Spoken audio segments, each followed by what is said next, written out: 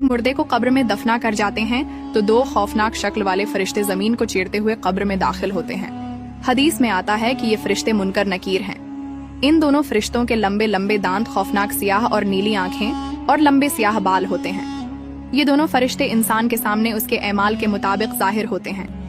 अगर मरने वाला शख्स नेक था तो ये दोनों फरिश्ते खूबसूरत और नूरानी शक्ल में जाहिर होते हैं, और अगर मरने वाला शख्स गुनाहगार है तो ये दोनों फरिश्ते इंतहाई खौफनाक शक्ल में जाहिर होते हैं, जिनका कोई तसव्वुर भी नहीं कर सकता। रसूल सल्लल्लाहु अलैहि वसल्लम ने इरशाद फरमाया, जब मैयत कब्र में दफन कर दी जाती है तो उसके पास नीली आंखों वाले दो फरिश्ते आते हैं। एक का नाम मुनकर और दूसरे का नाम नकीर होता है।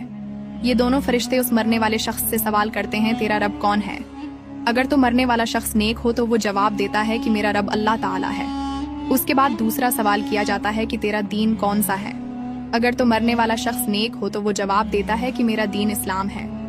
इसके बाद सवाल किया जाता है कि तेरा नबी कौन था? अगर तो मरने वाला शख्स नेक हो तो वो जवाब देता है कि रसूल सल्लल्लाहु अलैहि वसल्लम मेरे नबी हैं। इसके बाद उस नेक शख्स की कब्र को 70 हाथ वसी कर दिया जाता है और उसकी कब्र में जन्नत की खिड़की को खोल दिया जाता है। उसकी कब्र जन्नत के बागों में से एक बाग बन जाती है और वो कब्र नूर से भर दी जाती है। उसके बाद मुनकर नकीर उस नेक शख्स से कहते हैं कि अब तुम सो जाओ और आराम करो। उस वक्त वो नेक शख्स मुनकर नकीर से कहता है कि मैं अपने घर वालों के पास जाना चाहता हूँ ताकि मैं उनको अपने अच्छे अंजाम का बता सकूं। तो उस वक्त मुनकर नकीर में से एक फरिश्ता उस शख्स से कहता है कि नहीं, अब तुम दुनिया में वापस नहीं जा सकते। आप तुम ऐसे शख्स की तरह सो जाओ कि जिसे कोई नहीं जगा सकता सिवाय अल्लाह के। दोस्तों, अगर मरने वाला शख्स काफिर, मुशरिक या गुनाहगार हो तो मुनकर नकीर फरिश्ते उसके सामने उसके एमाल के मुताबिक जाहिर होते हैं, यानी खौफनाक शक्ल में आते हैं और उससे भी यही 3 सवाल करते हैं कि तेरा रब कौन है, तेरा दीन कौन सा है और तेरा नबी कौन है।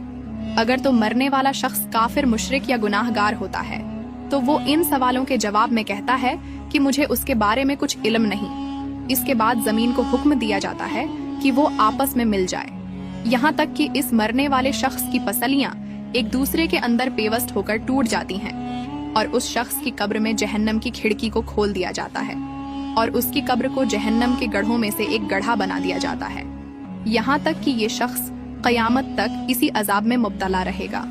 हदीस में आता है कि उन दोनों फरिश्तों के पास इतना बड़ा हथौड़ा होता है कि अगर रुए जमीन के तमाम इंसान और जन्नात मिलकर भी इस हथौड़े को उठाना चाहें तो उसको न उठा सकेंगे, और अगर ये हथौड़ा किसी गुनाहगार इंसान को मारा जाए तो उसका पूरा जिस्म और हड्डियां रेजा रेजा हो जाएं। दोस्तों, रसूल सल्लल्लाहु अलैहि वसल्लम ने इरशाद फरमाया कि कब्र आखिरत की मंजिलों में से सबसे पहली मंजिल है।